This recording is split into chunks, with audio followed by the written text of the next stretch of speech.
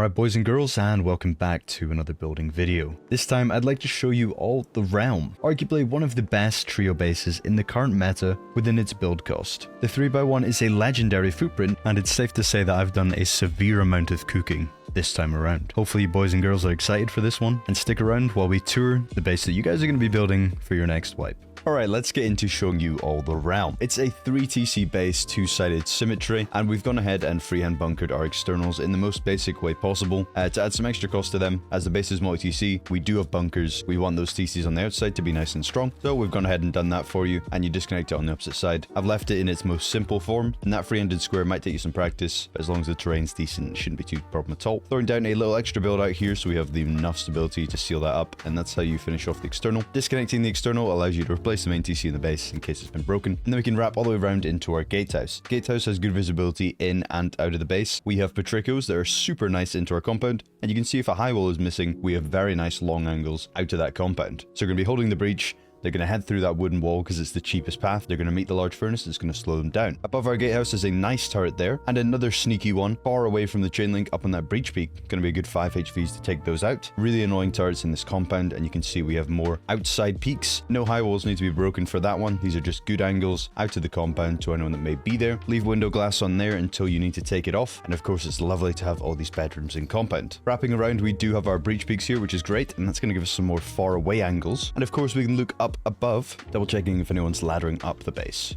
Very nice indeed, and it extends our airlock too, making our door path a little stronger. Heading into the base now, we can go through our single double door airlock, and we can take a look at these nice window angles combined with the staircase here to give us some more peeks into compound, and double checking no one's laddering over or anything like that. Downward angles covering the beds too, which is great. Little peek above the door as we come in, and then we can bang open these garage doors and we'll have a look at our second floor. Second floor should have a nice and open feel to it. You can see we have 2 turrets covering this entire space, which is wonderful, and we have a lot of different options and areas to drop down. We're going to start off by looking at the 2 bunkers that we have. They come equipped with some drop boxes as well. 2 bunkers here, and you can upgrade these to hack wall. At the moment they're just metal, but it's completely up to you. They are honeycomb from the outside as well, which is terrific. So depending on what you make them, these can be some very strong bunkers indeed, and they're at complete opposite ends of the base, so there's no splashing whatsoever, and this is a perfect place to store all of your valuable loot. We also have a couple of options on single doors to drop down now, and if we take a look down this one here, you'll see that while this base is a 3x1, our starter base is only a 2x1. This allows for an extra square super early on into the build, allowing us to place bedrooms with retakes into second floor, giving us that online defense capabilities as early on as possible. Get that bedroom stocked up early game, and you guys can defend something super early on into the wipe. Super wonderful, and it allows us of course to begin from a 2x1, and who doesn't love starting their wipes from a 2x1? I feel like we're all building these anyway, so why not just go from here? I thought this was a pretty smart idea, and I really like how it's turned out. Of course, starter's got space for everything we need, and then from there we have 2 options on where to jump up. Jumping up once again comes with more retakes. We have angles back into second floor, and we can look up onto third floor and ankle bite on there as well. You'll also notice that we can look through one embrasure to another, giving us a completely one-way ankle biter onto shooting floor, allowing us to retake anyone that may be dropping down from our roof door path, or anyone that's playing around in shooting floor, which is really great. Up on third floor, there's space for beds, batteries, some electric furnaces, and anything else you guys can think of. There's a lot of room up here to add some more deployables. Get some beds up there, keep them stocked, and we can walk through to our shooting floor that is segregated. However, it does supply angles down into the compound and watches perfectly where high walls can be breached. This is a really nice shooting floor overall, super stable due to the honeycombing, and it's the perfect place to take down any raiders that may be running around inside our compound. Jumping up, we have more angles onto roof, but I'll quickly demonstrate this ankle biter here that does retake perfectly into shooting floor. You'll see if I remove the embrasure, you can see exactly where we'd be sitting, and you can imagine that the angles that we would have here would be very overpowered indeed. However, that is a completely one-way angle, so there's no one using it against you. Really nice to hold anyone coming down from above. Jumping up, we have a lot of ankle biters onto roof, making sure we leave no angle unchecked. We don't want anyone to take our roof off us, so this is super important, and it's a nice roof exit as well. Having our ankle biters on roofs allows us to strafe on those as well, making us even harder to kill. Up top, we have a bit more of an extra airlock with a drone accessible vending machine before we finally exit out onto roof. Up on roof, we can see a lot of angles that provide our long, far away angles. Shooting floor mainly for the downward stuff, and we have some turrets on the left and right of the base that are separated by some chain link placed in the middle, making them annoying to take out indeed. These peaks here cover our externals. We don't want to lose those, so it's nice to have some angles staring there.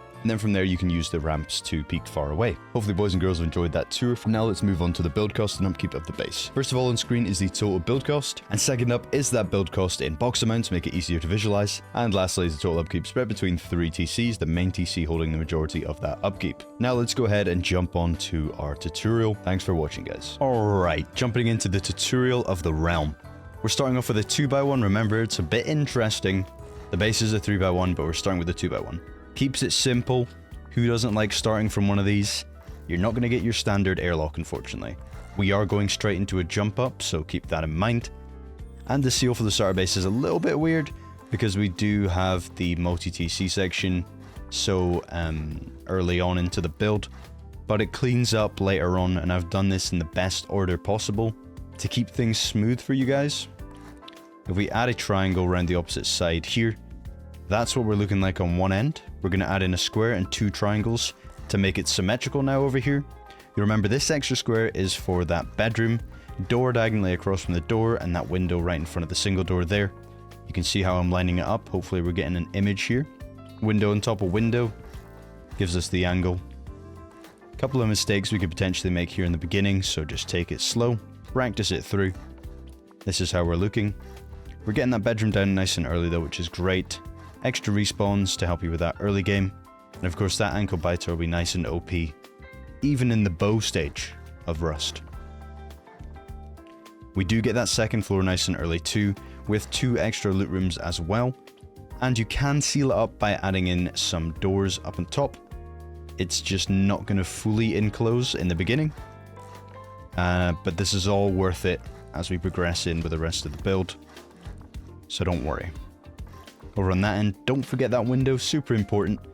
Nice feature of the base is that one-way retake into shooting floor, so remember those windows that we're doing. You can seal all this up with doors here and add in the floors diagonally opposite away from each other. You see how they're not matching? Down below in the foundations, we're not going to match either, so you'll see that there's floors and then the foundation goes the other way. That gives us a roof ramp to come up in between. This roof ramp is part of the base, it opens a bunker, but for just now it's a temporary way up to our starter.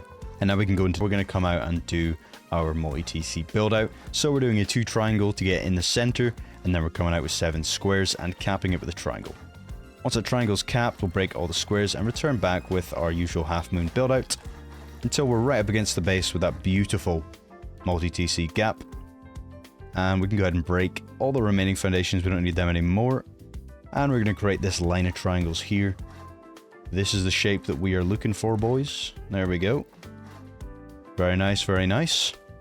And from there, we can do our build out. Leads into our airlock with a square. Leads into a circle for our breach peak bedroom combo out here. And we'll connect all of this to an external TC by building out 4 squares from our breach peak. At this stage, I'm offering up a free-handed bunker TC. And you're going to build it like this. However, if you can't be bothered and you think that's some tricky tech, just throw a double half hole here and add your door on one of the sides, and then you've got your disconnectable. But there you go. Freehanding is as simple as clipping one of the corners of the squares into the foundations below on a slight angle so that you can see that the wall has a conditional on one side and not the other. You can also check the stability around about 79 and nothing over that, or else it's connected to both sides, just making sure the wall opens up on one end and doesn't open up on the other end via placing a roof, and then you're there. To connect this TC to our little build out over here, we're going to do half of the breach peak, and we're going to do the half holes there. You need all of that there. This is the minimum stability to hold this up, so there we go. And then you can build the rest of the breach peak. Those 2 squares are still decaying right now until we add that frame.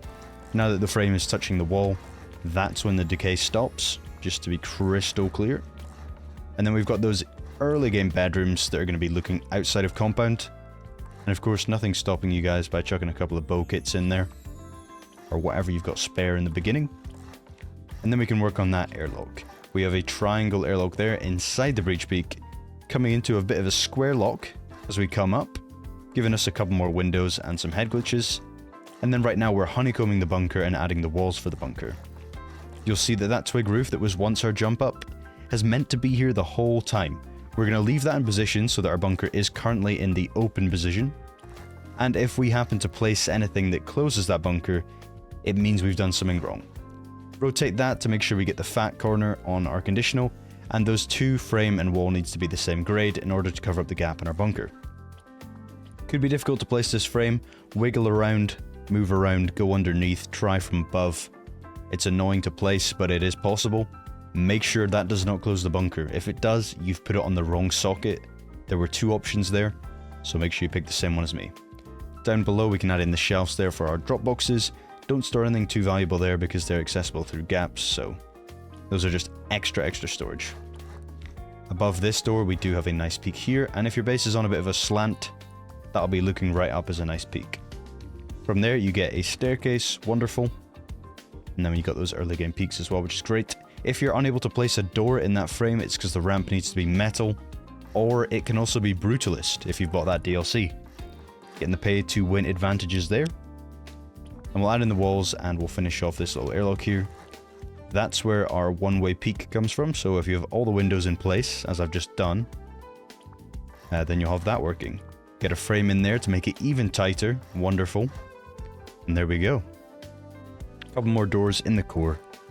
And we're finally starting to seal off this second floor and starting to get a little bit safer in here, meaning we can use the boxes more freely, which is great. We'll add in a little bit more on the second floor, and you could have done these frames earlier if need be, the ones I just added. It's completely up to you. Before I forget, come back to the breach peak and finish it off. Don't know how I forgot that, but do that, and then a couple extra windows as well. And they're going to come into play once we're adding our furnaces in. That'll be part of the furnace funnel. And you're going to want to float these off at this stage in the build. Once you've done all of that, you can go ahead and repeat it the exact same way on the opposite side of the base. And I'll be with you boys once we've done all of that.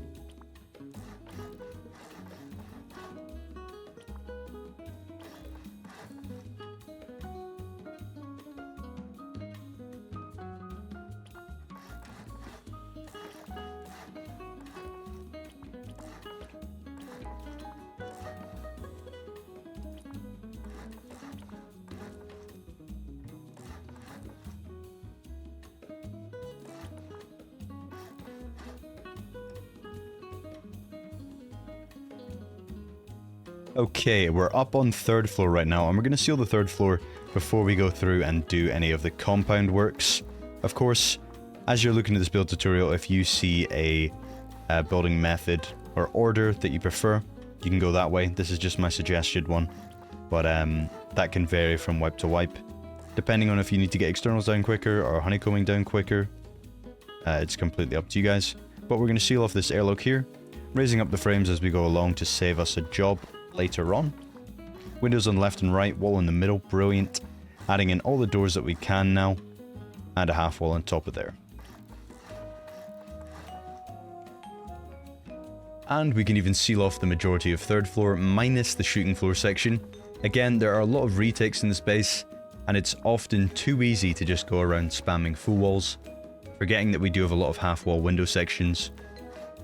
So don't race ahead and make any mistakes.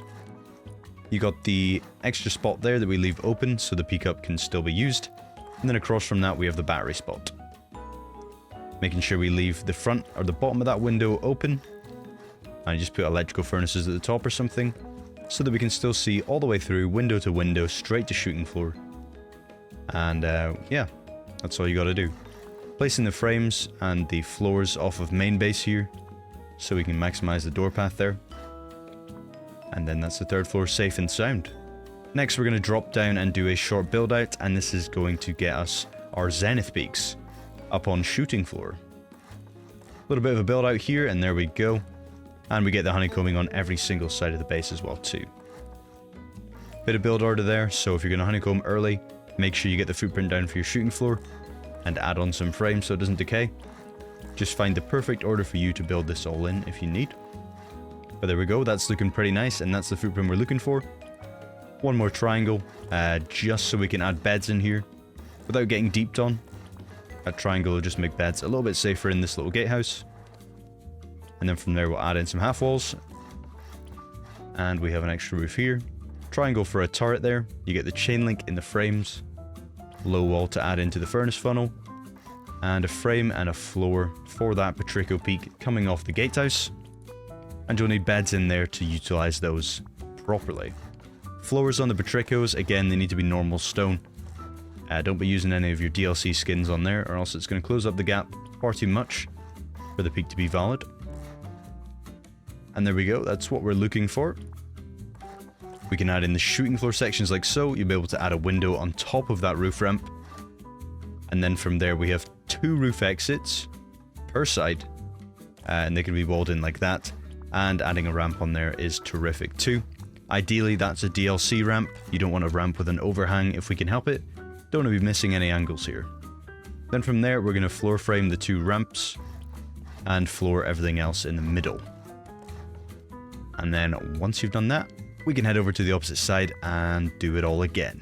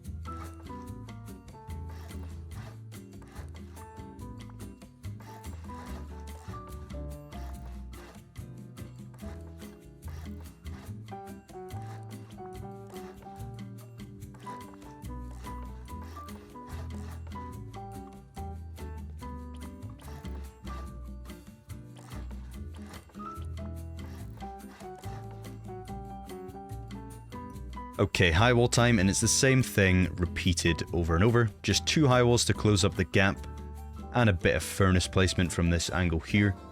Take it slow, Get it right, close up the 2 gaps as I'm showing, and add a low wall there so no one can jump over. And that's what it's going to look like.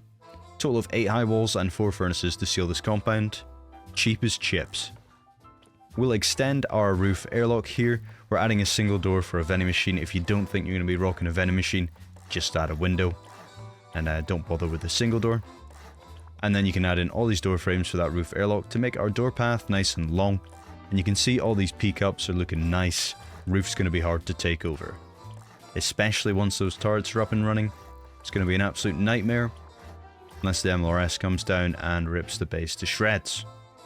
But those are our roof airlocks there, looking great. We're going to have some peaks in between. And this is our section for the peaks. You just get a standard roof through there. Brilliant. And in the middle of that, we'll have a little low wall peak there. With those offset frames that are the wrong height. You can low wall that off. And that gives us a pretty nice angle there. Get it symmetrical, and there's going to be a turret in there too. Add the low walls, place the turret, and get the chain link in front. Low walling at the top here so we can utilize all of this ramp without our head being exposed from the outside.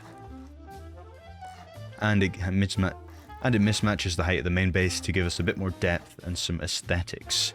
In the center, a tad bit more chain link to make those turrets even more effective and annoying to take out. And once you've done that, that completes the base design. Hopefully boys and girls have enjoyed this video. If you did, then please feel free to leave me a like and drop me a comment down below. This base is an absolute bang, and I really expect to see it out there on some servers. And of course, if I ever see anyone running it, I'm going to come up and say hello. Remember, check out howl.gg, and I'll see you all in the next video. See you in a bit.